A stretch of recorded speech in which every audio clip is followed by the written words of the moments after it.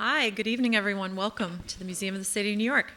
My name is Fran Rosenfeld, and I am the Director of Public Programs here at the museum. Thank you so much for joining us for tonight's conversation, The Data We Don't See, with Giorgia Lupi. Before we begin, I'd like to ask if everyone could please move in and fill any empty seats in the center of their rows, because we have a totally sold out crowd tonight and a big a line of people waiting to come in on standby, and we'd love to accommodate them all before asking them to go to the overflow room. So if you could just embrace density and sit next to each other, that would be fantastic. We all love an aisle seat, but it doesn't serve density. We are so honored to be joined tonight, this evening, by information designer Giorgia Lupi, and she is going to give a presentation about our new data reality. I don't know if you knew we were living in a new data reality in 2020, and she's going to share with us her unique philosophy of data humanism, unique philosophy for understanding and working with data. After her presentation, she is going to sit down for a conversation with Amanda Cox, who is the data editor at the New York Times. So that's very exciting. I just want to say, we have such a full program tonight. We're not including time for audience Q&A as we typically do, because we want the presentation and the conversation, and we want to invite you afterwards to do things. And so I ask you please to join us afterwards. We're going to have a wine reception on the first floor, which is just one flight up in our rotunda. And then we're also going to keep the gallery, the Who We Are gallery, open on the third floor. And Giorgia and Amanda are going to stick around. So if you have questions and you want to talk to them, please just find them afterwards. And that's our plan. So I want to mention, we're also very excited to have artist and designer Zara Stasi here this evening, who will come out shortly. And she is going to live capture the program, tonight's program. And then you should be looking out in the next few days for her visual output on our social media channels, which will recap the story of tonight's event. This is a first for us, so we're really thrilled to have her here. Tonight's program accompanies the museum's current exhibition, Who We Are, Visualizing NYC by the Numbers, which not only examines the significance of the 2020 census for the city's future, but also considers the deeper political, cultural, and social implications of determining who we are as New Yorkers. If you didn't have a chance to view the exhibition already, like I said, we invite you to join us afterwards on the third floor for an exclusive view. And also in the rotunda, along with the wine, there will be a representative of the U.S. Census, Federal Census Bureau, and they will be tabling with information about the 2020 census, which I'm sure, as all of us here know, is about to drop in mid-March and officially happens and launches on April 1st. So I'd like to acknowledge that the Andrew W. Mellon Foundation is the primary supporter for Who We Are and its associated public programs, and also that tonight's program is being taped and recorded by the Manhattan Neighborhood Network, and it will be broadcast shortly. So thank you for Manhattan Neighborhood Network for being here. You see their cameras. Looking ahead, I'd like to invite you back to the museum to come to our next program in the Who We Are series, and it's called Who We Were, Racial and Ethnic Identity Through the Census. That's happening on Tuesday, March 10th at 7 p.m. You can find out more information on our website, mcny.org/whoweare. The program is moderated by WNYC's Rebecca Carroll and has an amazing group of scholars and activists and commentators about issues of ethnic and racial identity historically on it. And so now I'm just going to ask you to silence anything that buzzes or beeps, but please just tweet away using our hashtag MCNYLive. And I'd now like to introduce our speakers for this evening. Giorgia Lupi is an information designer and partner at Pentagram, the international design consultancy. In 2011, she co-founded Accurate, a data-driven research, design, and innovation firm with offices in Milan and New York. Her work is part of the permanent collections of the Museum of Modern Art and the Cooper Hewitt Smithsonian Design Museum, and her TED Talk on her humanistic approach to data has over 1 million views. She's published 2 books, Dear Data and Observe, Collect, Draw, a visual journal. She also has an installation in our Who We Are exhibition upstairs called What Counts. And many of you probably already know this, but if you don't, this is an opportunity for you in the gallery to create your own data portrait button and then get it printed in our museum shop for just $2. So please do that after the program. We welcome you to experience it following tonight's talk. And then we are honored to be joined for the conversation by Amanda Cox, who is the data editor at the New York Times and editor of the Upshot column, which examines politics, policy, and everyday life through visual and interactive formats. She is a leader in the field of data visualization and teaches courses at the NYU School of Journalism. So we feel very honored to have these wonderful, brilliant guests with us here tonight. Won't you please join me in welcoming Giorgia Lupi to the stage for her presentation.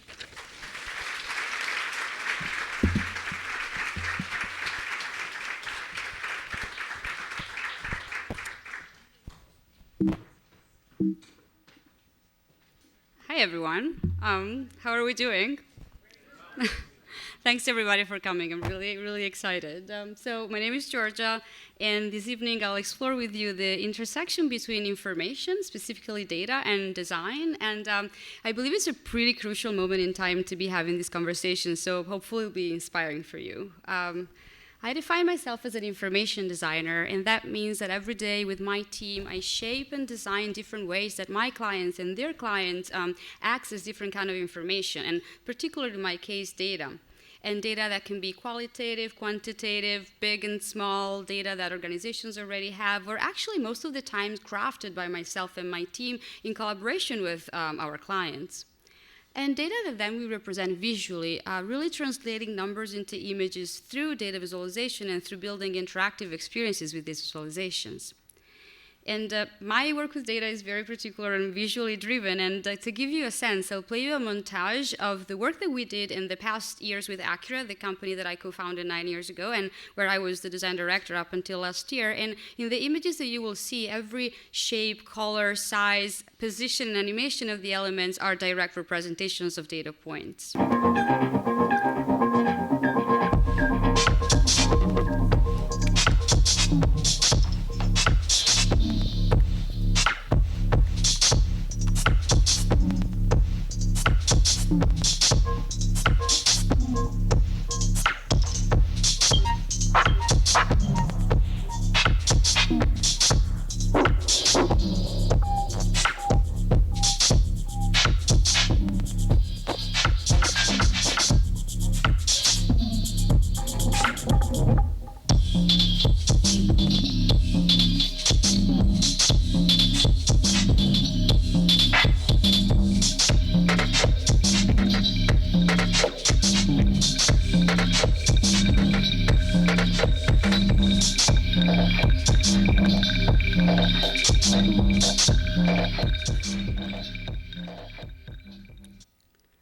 So you start seeing how many different shapes data can take, and before getting to the very core that I want to talk about tonight, I want to also give you a quick idea of the variety of data-driven projects that you can work with and work on from a design perspective, and on the other way around, on design projects that you can approach from a data-driven perspective. For example, in the past 9 years, we spanned from working with newspapers and magazines, and this is a very early collaboration with the Sunday cultural supplement of Corriere della Sera, which is the main Italian newspaper, where from 2012 to 2014, we designed more than 40 data analysis and visualizations, but probably not the visualizations that you would expect on a national newspaper. So every week, we looked for data on a main topic, combining and overlaying different kind of information on cultural and social phenomena with many layers of context, as you can see from these previews, that we visualized through a unique language that was created and crafted specifically for the data stories that we were finding, as you can see from the previews. To working with clients such as IBM, where in 2017 we designed instead a system of guidelines for all of their data products, so all of their data visualizations. And first of all, guidelines on how to work with data visualization effectively on a daily basis, and so the mistakes to avoid and how to really rely on best practices. But also guidelines that could translate the great design heritage that IBM has built over the years into how they work with data. So guidelines that will make their chart really look and feel like IBM, taking, in this case, a clear visual inspiration from IBM's material from the past, and even venturing into looking at physical objects, part of the IBM tradition, exploring how the texture of number rows and columns on IBM's punch card can look like single elements that can be interacted with on a data visualization. To environmental experiences with data, this is for the Milan Triennial, was called Broken Nature at the Design Museum in Milan. And in this case, we created a data wallpaper, like a data tapestry, for what we call the room of change. The data tapestry that, flowing on a timeline from left to right, illustrates how multiple aspects of our environment have changed in the past centuries, how they're still changing, and they will likely continue to change. And in this case, through a number of global data sets on nature, society, technology, and science, as well as single and specific stories that represent the micro consequences that we all can relate to, such as the disappearing of the Lake Aral, with a legend on the center to invite visitors to discover this world of change. It's always really an important part of really crafting a message that then audience can understand. And to really creating even more physical experiences with data, this is the recent Starbucks roastery, Reserve Roastery that opened in Milan in Italy 1 year ago. And here we designed a data visualization that was carved and etched in this big brass wall using different carving and perforation technique and backlighting to represent different data points. In this case, depicting the timeline of the history of the brand, the coffee making process, and also the places in the world that have been fundamental for Starbucks history. And in this case, another type of project that you can work on a data perspective, also a wall that can be experienced through an augmented reality mobile app that we designed and developed that brings this data to life. And so that can add a digital layer that interacts directly with the physical space of the wall. And well, the wall is in this case turned into a living artwork with access to many data-driven extra content. And one last piece of context of where I am right now in this moment before digging into a few specific ideas that I want to share. So recently, last summer, I joined Pentagram, which is the biggest independent design firm in the world, as a partner in their New York office. We are 25 partners globally. I was their ninth partner in New York, and we have offices in London, Berlin, and Austin. And this is a picture of us all at our last gathering. And Pentagram, to me, is an incredibly exciting place because I believe that my partners, way before I joined, have significantly contributed in shaping our collective visual culture for almost the past 50 years. Forming our relationship with brands and the products that we use every day, and with our built environment through brand identity projects that we pretty much recognize all around, through signage and wayfinding and environmental graphic, really branding visually many of the iconic places that we walk by every day. And if you think about it, ultimately visually shaping a piece of our relationship with our society. And joining Pentagram for me means to further my practice and try to integrate the language of data into even more mundane experiences, into what we see, consume, and even wear. Because what is data? Well, for many of us, data feels not so connected with real life, and it might really have even a nebulous meaning, often only associated with numbers, technologies, and algorithm, and seen as scary and complicated, cold and inhuman, and really just overwhelming. But there's another approach to what we so coldly call data that has always interested me the most. That is to always remember that data is an abstracted representation of our reality, and therefore a lens and a filter that we can use to see our world through. Any aspects of our world, especially our human nature and our society, really one subject at a time. And then a narrative material to base design experiences on, because it's only through seeing this data represented visually that our human brain can actually grasp the meaning in them. And in fact, I titled my talk, and I'm really about to start, The Data We Don't See, because what I want to talk about are the data that are not already in form of a spreadsheet, but that, in my opinion, are really the most interesting one that we need to focus on if we want to really unveil the hidden patterns that are all around it, and the one that can really unlock the potential of data to tell human and relatable story. And you will see what I mean. So I'll start with a very radical experiment where no technology was involved. It was a self-initiated project that after years of working pretty much only on digital experiences, such as the one you've seen before, and also with quote-unquote like bigger data, really reconnected me to the very nature of data. It's called Dear Data, and it's a collaboration with London-based designer and now my friend Stephanie Pozovic. So Stephanie and I met only 2 times in our lives when we decided to run this weird experiment around one main question. That was, is it possible to get to know another human being through data only? Yes. So for Dear Data, every week and for 1 year, we used our personal data to really get to know each other. Personal data around weekly shared mundane topics, from our thoughts and our ideas to our most intimate feelings, to from our belongings to our apologies and laughter. So 52 excuses in form of data to investigate and reveal a particular aspects of ourselves and about our days. And personal data that we would then manually hand-drawn on a postcard sheet of paper that was every week sent from London to New York, where I live, and from New York to London, where she lives. So the front was always a data drawing, so no explanation at all. But then the back of the postcard contained the address of the other person and the legend, so how to read our drawings. And so Stephanie and I collected our data manually to force us to focus on the nuances that computer and devices cannot gather, or at least not yet, and using data to explore really our minds and not only our activities, and getting insights and ideas on the things that matter the most to us. For example, like week number 3, we tracked the thank yous that we said and we received, who they were for and from, what they were about, if it was really meant, or if it was a courtesy thank.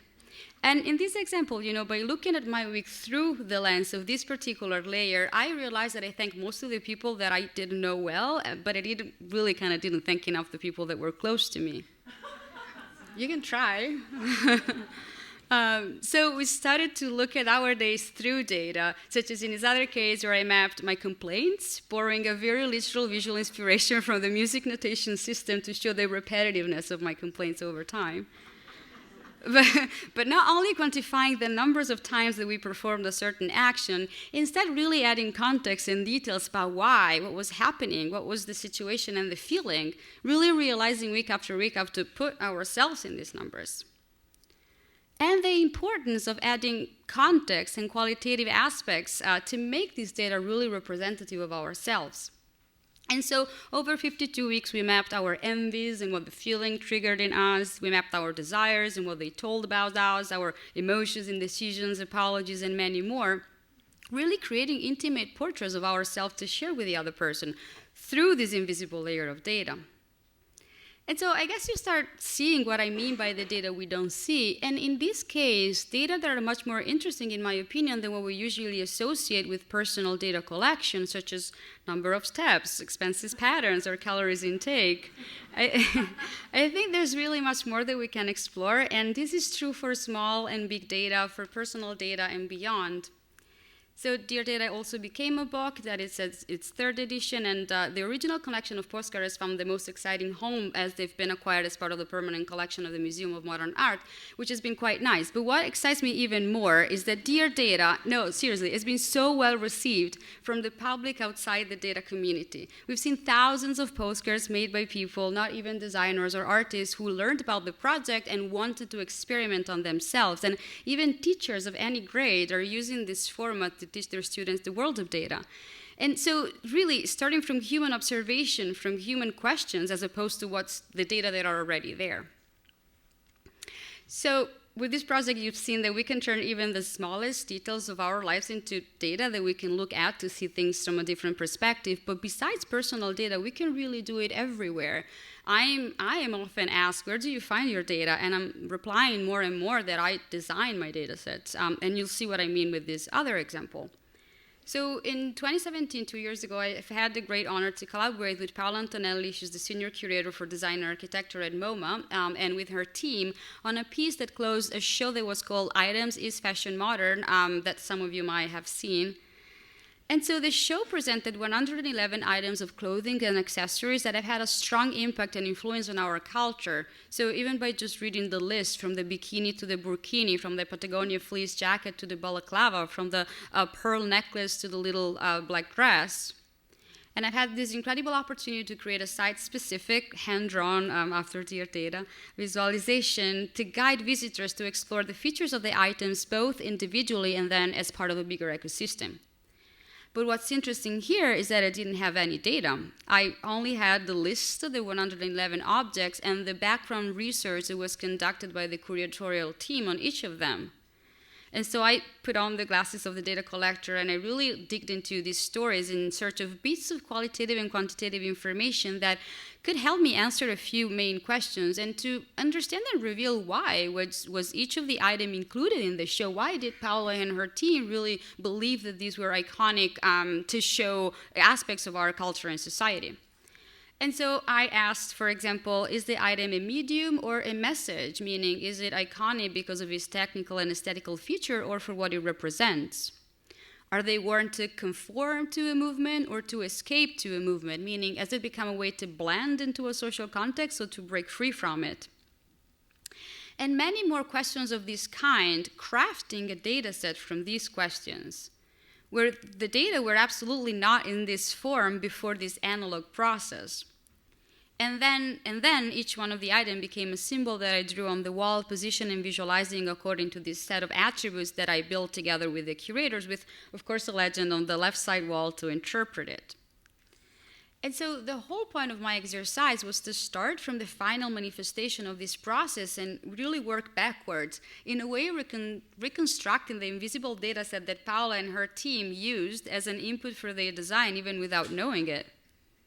And then making it visible for everybody to see through the lens of data, something that to me is incredibly valuable. And in similar situations, I think we don't see these invisible layers. Well, first of all, because we often don't observe this and collect these more qualitative and human types of data, but also because nobody carefully designs experiences to elevate them and to reveal them when they were present all along. And design plays a very important role here. And moving on, I have a few examples that can make you hopefully see that strongly. So in 2017, the organizers of the TED conference came to us before their latest edition in Vancouver at the time with a challenging brief. So how can you use data from the conference participants to give something valuable back to them? So initially, we imagined to create an installation on a big wall where we could use an algorithm to match participants with similar profiles, such as their job position, where they were from. But ultimately, in which way would that be really meaningful? And once more, we decided to look for data in less obvious places, and we created what we called data portraits of the people who were at TED. So images that were based on people's answers to a series of questions and then translated into a unique hand-drawn data-driven image where every color, symbol, and position of the elements that you're seeing is a direct representation of one person's answer. And images that were then immediately printed on buttons that people would wear on top of their TED badges throughout the conferences. And they could use them as a tool for sparking conversations and finding commonalities with others. And we asked simple but evocative questions that you can read here on the right, such as, which TED letter are you? Technology, entertainment, or design? Or do you get your best ideas after an adult beverage or while at work? How messy is your desk? Or how many unread emails in your inbox before you freak out? Yeah, and people at TED were wearing their abstract symbol on their badges and really used them to identify similarities and differences with other people at a first glance, and an excuse to introduce themselves, and really an icebreaker to start a conversation that is much more personal and meaningful rather than saying, hi, I'm Giorgia, I'm an information designer, what do you do? And so here we've worked with soft and definitely small data that in this case I believe proved to be much more meaningful than anything we could have gathered digitally or automatically, or that anything that was already in form of data. We replicated this data portrait idea at a few other events where the information, the questionnaire was sent in advance to the attendees, and where, of course, again, the portrait always comes with a legend. And finally, we recently turned this concept into a completely interactive and collective installation that you will be able to see after this here at the museum. And it's part of the show that was introduced before, Who We Are, Visualizing New York by the Numbers, that it's upstairs. And it is an exhibition, of course, in anticipation of the 20th census that highlights the importance of the upcoming census. And as we can read from the official description of the show, New York is a dense, chaotic mosaic of some 8.5 million people, each with their own individual stories. How can we possibly understand and describe this endlessly complex collectivity, what we share and what distinguishes us? And I've been invited with my team, we've been invited to create an original piece to reflect on how we understand ourselves and how we count ourselves. And so we called our piece What Counts, and with that, we sort of questioned the fundamental information that are asked on the census, at least for making us think about it. And so what counts as two fundamental components are a large projection on the gallery wall and an interactive iPad interface in the middle of the space. And so as they walk by, visitors can answer a short questionnaire on an iPad about themselves and their identity. And for example, here are some of the questions. If you had to pick only one, which of the following best describes you? Responsible and reliable, ambitious and driven, imaginative and creative, and so on. Compared to others, I believe I am completely unique in most ways, unique in some ways, but similar in others, or similar in most ways. Really starting to reflect about how we see ourselves. And if you had to pick only one, which of the following is most important to you? Living by my values, earning fame or recognition, belonging to a circle of family or friends, or contributing positively to my community, and much more? How do you personally define home as opposed to where's your home? Where I currently live, where I was born, where my friends are, I don't feel like I have a home. Or do you feel that what you currently have in life is enough? Yes, but I want more. Yes, I'm grateful for it. And you get the point. And this one is about what you would hope the next generation will enjoy better than you. And finally, is the future bright or grim? And so, as you might have guessed, then a unique visual symbol is generated on the iPad as you move through the survey. So a data portrait that represents the combination of your answers. And once the survey is completed, you can physically swipe your data portraits to the gallery wall, where it will join an animated projection of all the data portraits that have been collected since the beginning, with looping images that will show a portion of them, because now there are very many, so we're not really able to show them everyone. And so in this case, your portrait is contributing to the dynamic graphic on the wall, creating a collective representation of us. And as you saw before, we conceived the questions, of course, as a sort of provoking response to the questions that are asked in the census, which in this case are pretty much only demographic. And the idea was really to invite us to think about how do we want to be counted and what matters the most to count about us. And finally, we intentionally designed the data portraits as hand-drawn and imperfect to contrast with the clinical charts that are typically used to visualize census data. And then in the projection, each element of the portrait is also visually unpacked and explained. So we're also revealing the singular responses to each question. So how many people who participated kind of clustered around the specific answer to a specific question. A legend, of course, is close to the projection to interpret what you're seeing, which, as you've seen, is really a very, very important part of my work, to really give people the possibility to understand what's in there. And to be reminded of the collective experience as it was introduced in the beginning. After you leave, you could also go and print your data portrait on a button to take home and wear. And these are some of the first ones that we printed. Of course, they are hooked to a legend. And so the installation here continues to collect data throughout the next months, in this case also creating an ongoing visual record of the visitors of the museums who decide to participate, anonymized visual record of the museum. And so I guess that at this point, you got a sense of the type of design work that I do with data, not probably the most obvious type. And this other experience that I want to share before a final project is something we probably all can relate to, and it deals with information on the medical field. This project is a collaboration with my dear friend and guitar player, Kaki King. And 2 years ago, Kaki's 3-year-old daughter, Cooper, was diagnosed with a condition called ITP, which is an autoimmune disease where her body attacks her platelets and leads to spontaneous bruises, bursts, blood vessels, called petechia all over her body, and in the most terrifying cases, even internal bleeding. And for 4 months, we collected and combined quantitative data for Cooper, her daughter Tess, and qualitative observation from Kaki, data from her life, her home level of stress and the main episodes that happened. And she decided to share this very personal journey, not with words, but through this data that we collected. And so I visualized this data in a way that you wouldn't probably normally expect from medical data, because these data are really intimate and very intense. And so I asked myself, can a data visualization also evoke empathy and activate us also at an emotional level and not only at a cognitive one? Can really a data visualization make us feel part of another human being's story and experience? And so I structured a fluid timeline to tell the story of these 4 very hard months for Kaki and her family. Every symbol you see here represents a data point, like every white petal is a day. And the rhythm is broken on the timeline. It is not linear every time that Cooper was admitted to the hospital to check her platelet counts, because actually these moments really paced the 4 months of data collection, the 4 months of their lives. And the burst of red dots represent the value, the petechiae value that was counted. The platelet counts. And then we had data as observed by Kaki herself, like the purple splotches to represent the visible bruises and their intensity. And so in all days, the more Kaki was observing the intensity of the bruises, the more intense is the brush. Or the pink dots for petechia, which are the blood marks on her skin and how spread out they were. And then when Cooper was taking medications such as steroids, you will see the gray shapes affecting the day. And here is where Cooper had some incident that caused her skin to worsen, such as she fell at the park or she was bitten by a mosquito. But also there's all what's going on in Kaki's life and in her mind and in their lives. Kaki tours a lot, and she felt very stressed when away from home in this particular period of time. And that is indicated with these black dots on the day that she was gone.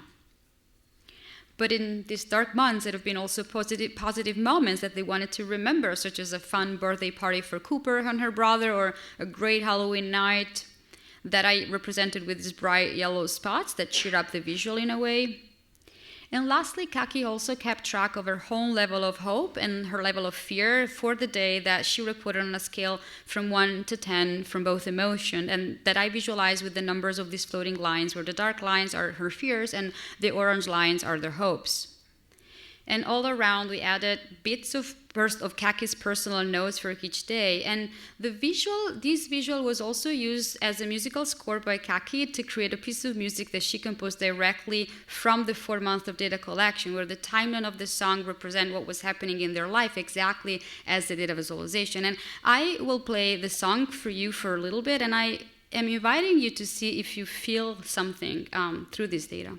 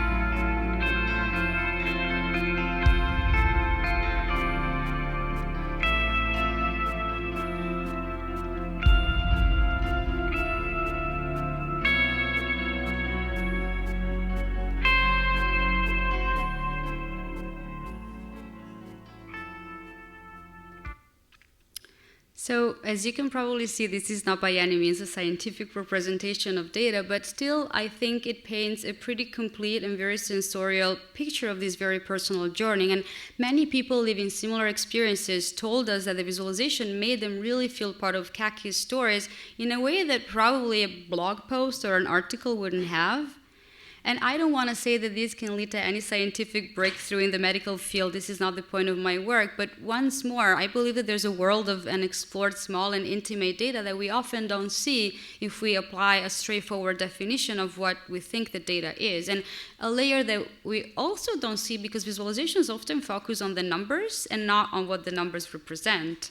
What if, for example, hospitals and doctors could also speak this type of language to us, and we could speak this language to them and to the people who are close to us in these very personal journeys? And I know that many of you are wondering, Cooper is absolutely fine now. She's out of the danger zone. She's healthy and thriving, and she says hi. And I will definitely end with a lighter note. This last example is possibly the most exciting project that I've worked on. It's a fashion collection that I had the honor to design for the fashion brand And Other Stories, which is part of the H&M group. So it's a data-driven collection that was out in November of last year. And it's a collection where the graphic patterns printed, embroidered, and sewed are the direct representations of, I think, very human data points. And in this case, we went and looked for data into the achievement of 3 unprecedented women who've been pioneers in previously male-dominated fields and then who paved the ground for other women to start and thrive.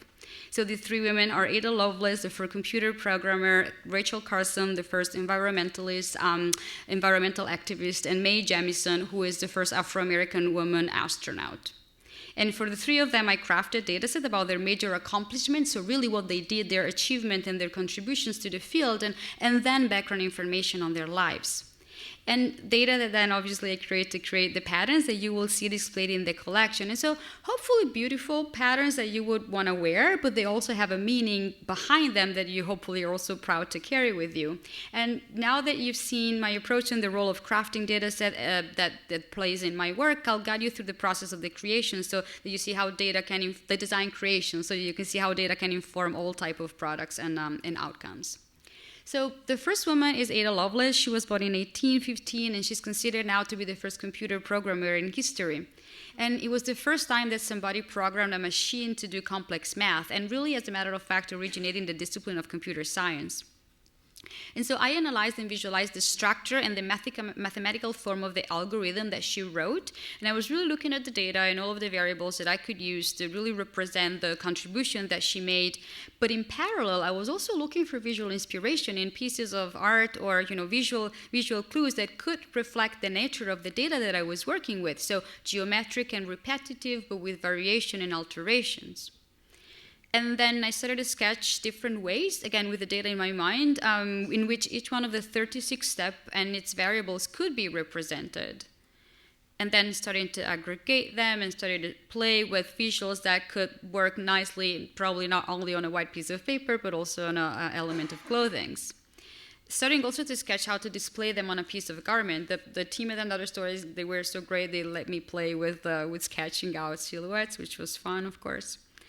And this is the selected option with vertical elements, one for each of the 36 steps of the algorithm. And then you start seeing how the repetition of each one form an interesting visual model.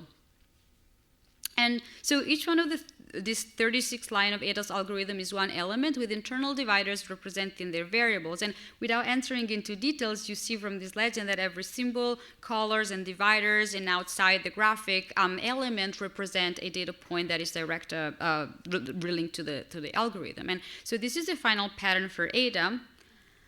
The leaves into the silhouettes that they designed. And these are some ideas that I crafted on how to place it all over. So really taking the pattern as it is, but also then figuring out how we can aggregate it or using it also in some particular accents, or as a bold accent, for example, on a sweater, or even more creative placements on a shirt. And these are the final pieces. So you can really see how a single pattern that looks kind of like pretty bidimensional can really take life and form in these creations. And as part of the process, there's been a lot of back and forth between design, testing, and send me samples overseas from Sweden where they're located, which I actually enjoyed. And as part of the shooting for the publicity, a beautiful model was posing as I actually recreated the legend behind her, which again, as you've seen, it's really important for me to show every type of possible customers or person who's interested that they can really read the data. And the process got repeated from the other women. So Rachel Carson, first environmental activist, and her book, Silent Spring, it was published in 1962, and it's really the classic that launched the environmental movement. And in this case, I went to look for data in the structure of the book and also the content, the words that she mentioned the most, the flow of the narrative. And in this case, building my inspiration around more organic shapes that could really talk about the content of the book and the content of, her body of work. And these are some of the first sketches where every element could be a chapter of Rachel's book, and the different lengths of the lines can be the lengths of the paragraph, and then we can have like colors on top that represent the topics.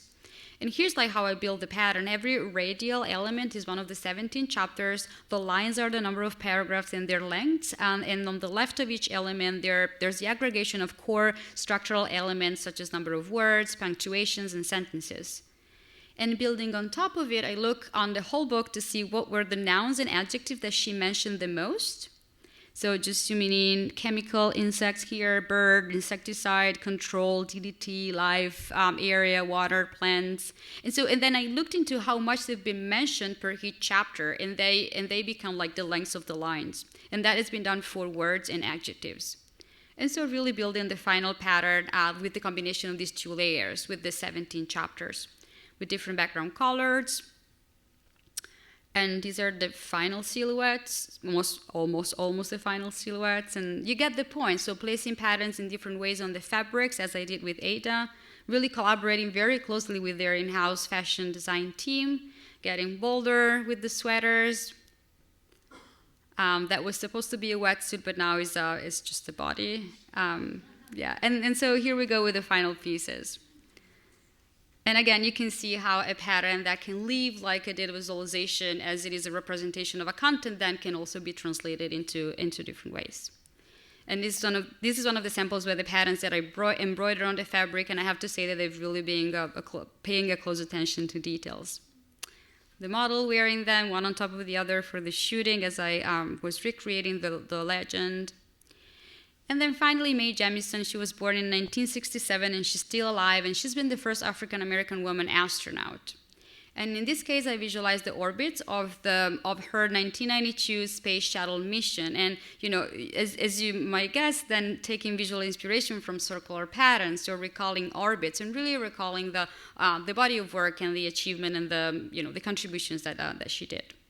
And starting to sketch the orbits, possible features in different ways.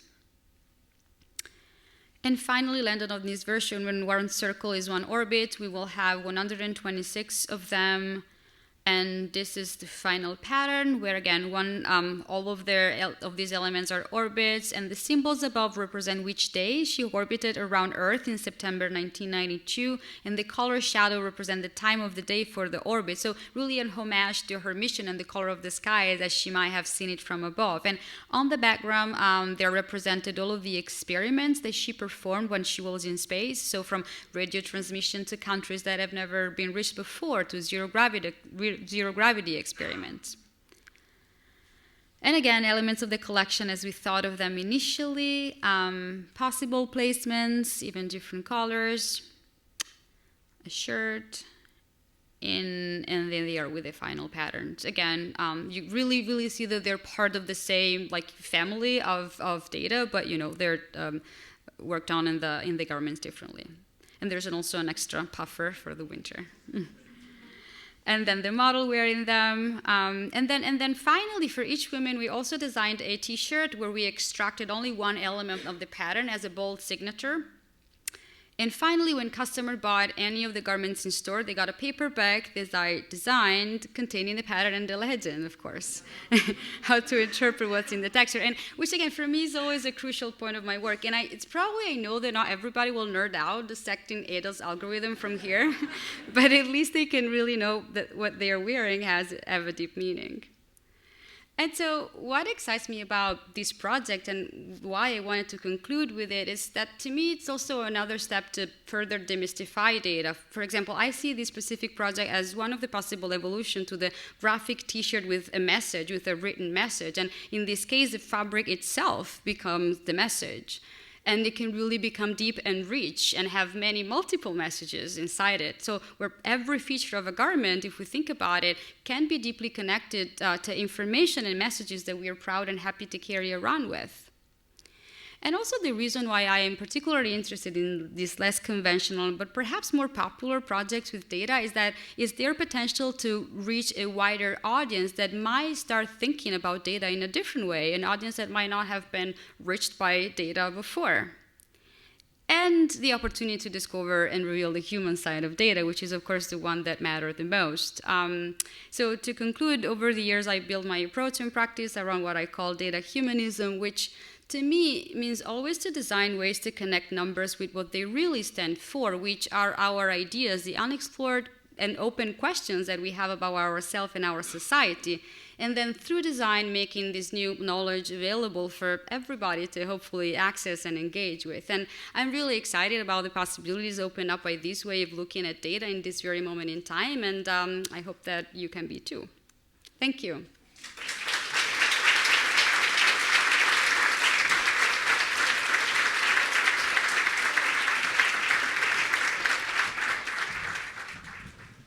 Great. Thank you very much, Giorgia. I think I can speak for all of us when I say we enjoyed looking at all of your work across puffy jackets and smartphones and all sorts of things. I thought I'd start with a question that you showed us tonight and which is upstairs too.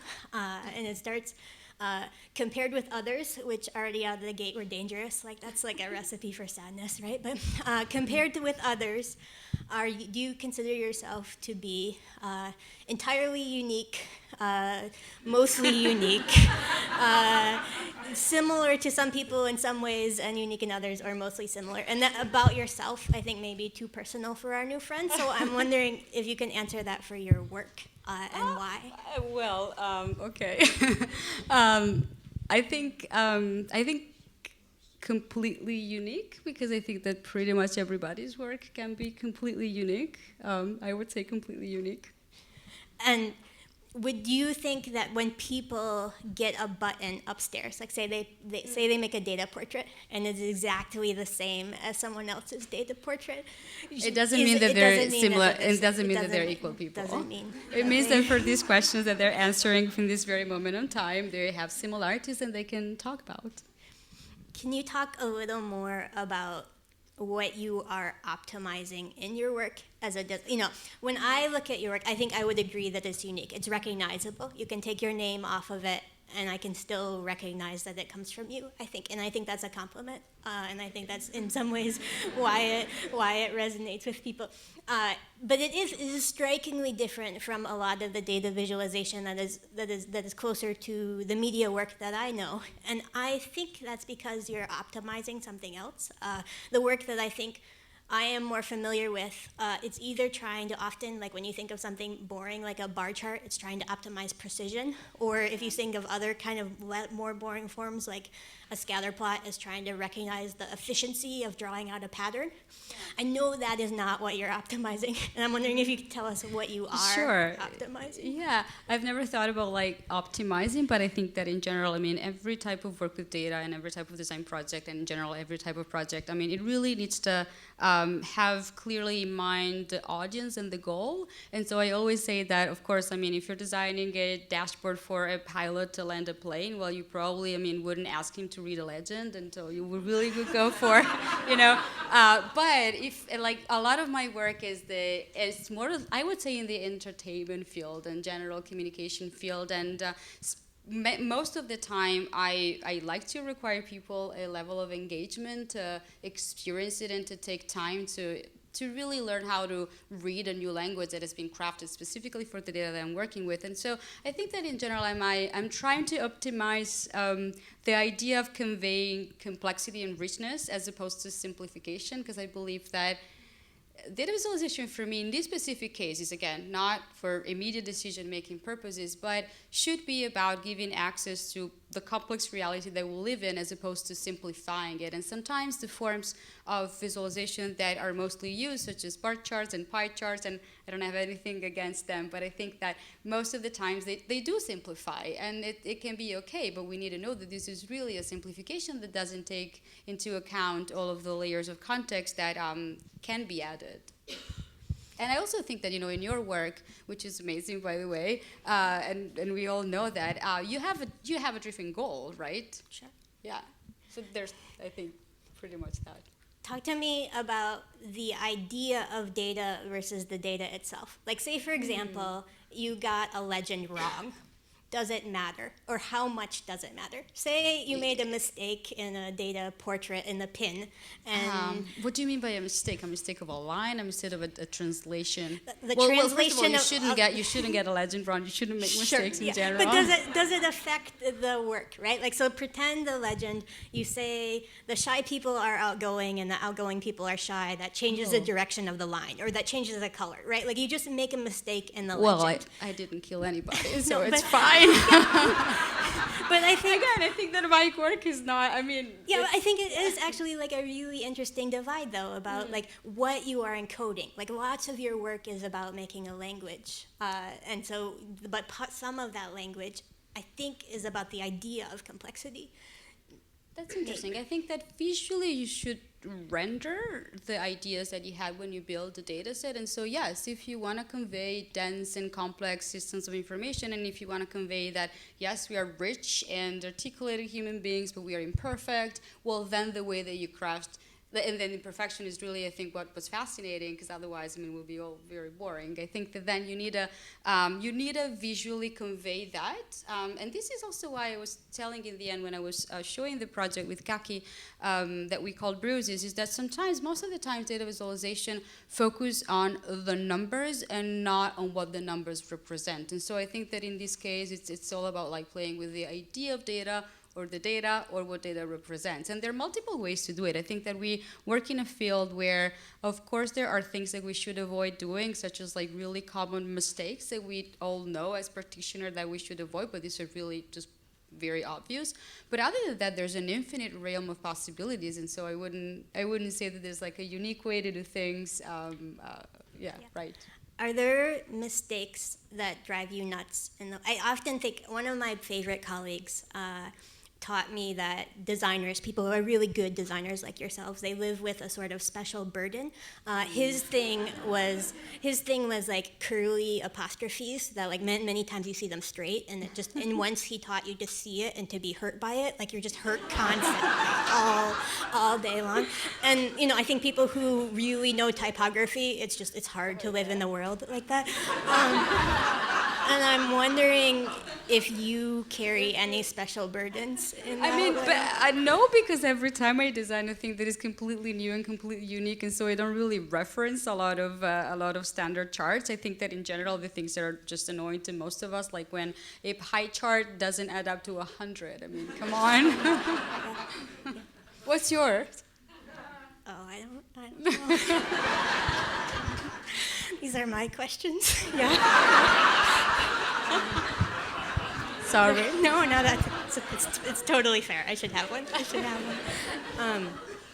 I think some of the work, and you said it tonight, but some of the work that you are most famous for, maybe not anymore now that you're making H&M and Starbucks things and whatever, but before in the data viz world, I think one of the things that you are most known for is your project with Stephanie, the Dear Data, the postcards that you sent to each other. And the first time I heard you talk about the thing, and you said it tonight, it was stunning to me that you were mere acquaintances before you began that project, before you began a project that involved collecting data all week long and spending hours on the weekend, like making something like that's intimate and honest and witty and whatever. And I know you also think of data visualization as a sort of a language, and that Stephanie grew to be like a really important person to you, like in the world. I'm wondering if there are ideas that could not be communicated on those postcards, you know, if you wanted to, or the other way, the idea that like you could only say it through some structured information. Yeah, I mean, this is such an interesting question. I think that for us, the postcards were interesting entry points to get to know each other, and like entry points that were definitely already rich in information and definitely already full of details about who we are. And also I would say that not only the data that you collect, but how you collect data tells a lot about yourself. So like every week with Stephanie, then I'm answering your question. But like every week with Stephanie, we agreed upon a topic. So let's say complaints, thank yous, apologies, envies. But the data collection was up to us. And so the questions that we asked ourselves was really up to us. And I think that throughout the collection of postcards is interesting to really, really see what were the things that I was interested in exploring about complaints, and what are the things that she was interested in exploring. And we came up with two completely different data sets, not only because our lives and our personalities are different, but really also for the entry points that we used. And so again, we shared with each other, let's say, about a topic already like a very rich and dense, intimate portrait, but then they really became further excuses to talk and to communicate things with each other and to ask further questions. And I always like to think that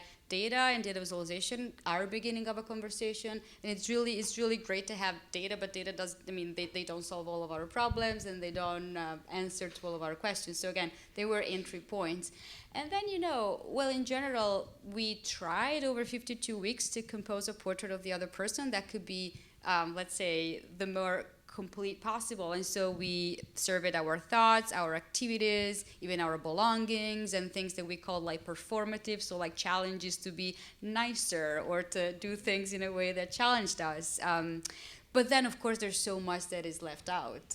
But that's true with any type of relationship or person that you get to know, and also things evolve over time. So, yeah. That leads me to a different question that is upstairs, is where is home for you? Where you were born, where you live, where your friends and family are, or nowhere. Where you live, which is New York. Mm-hmm. Yeah, but you grew up in Italy, am I right? Yeah, I did. Do you have anything smart to tell us about Italian design versus American design? Oh, wow. And I do think there are like cultural differences, but I could not tell you anything smart about what they are. But again, these are my questions. Sure.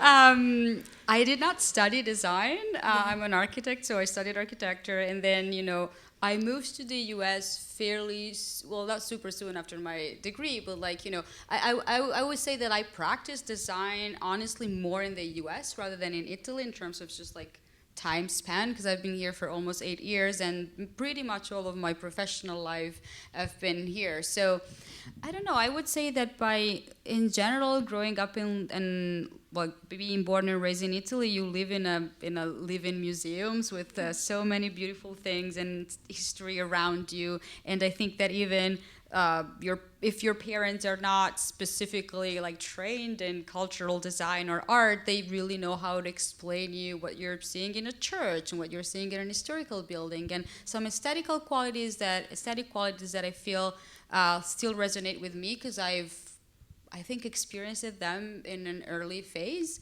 So I think that to me is what can influence, is really the environment that you live in, and that gets embedded into everything. But home is New York, and I love it here. So yeah. That idea about how to see, I'm wondering, I think the clothing work that you showed us, and maybe the music behind the collaboration with your friend, those were new ventures for you, and I'm wondering if those things teach you how to see in a different way. Like, do you see sweaters in a different way now than you did before you did that project? Well, I pretty much wear only black, so that's also I designed a colorful collection that I sort of like never wear because of that. But no, I mean, I don't know. I think that learning how to see is such an important aspect of learning how to design, because if you can't, or making any type of visual art, because you need to recognize what you like of what you see, and what are the features of anything, like a piece of art or anything that you are attracted to. What are these features that you like? Is it like the combination of the colors? Is it the composition? Is it the overall elegance? Is anything else? And then I think that over time you learn how to parse them and to embed it into your design. In general, I do take a lot of visual inspiration for every project that I work on. I spend a lot of time getting inspired by things that I feel that might be resonating with the topic or with the audience or with the brand. So I think, I try to trade myself to see a lot. Yeah. When our new friends are allowed to go upstairs in a few minutes, I'm wondering if there is anything that you would like to tell them that you particularly, if I take your work, so upstairs, if you haven't been to the third floor, there's many pieces of art or exhibits, data related, census related, data portraits, you can make your own. Is there something that one of them upstairs that is not your own piece that you particularly like that you want to make sure people don't miss tonight? I really, really think that it's like the whole exhibition that needs to be experienced all together, and I think that like the museum curators and also the exhibition designers have done such a great job in actually really guiding you from the very beginning through the end into experiences. What is the census? What have been done so far? What are the earliest manifestation of it? What are some contemporary interpretation of it? And how you can think about yourself through it. So I really believe that is the whole experience that should really speak, as opposed to like one individual piece. It's really a show that to me, it's the combination of all of them. Great. Well, in that case, I think we want to leave you time to go see it, or to talk to the census person in the lobby, or Giorgia, I understand, is staying too. So if you have more questions for Giorgia, there'll be time for that. Thank you, Amanda. All Thank right. you, everybody, for coming.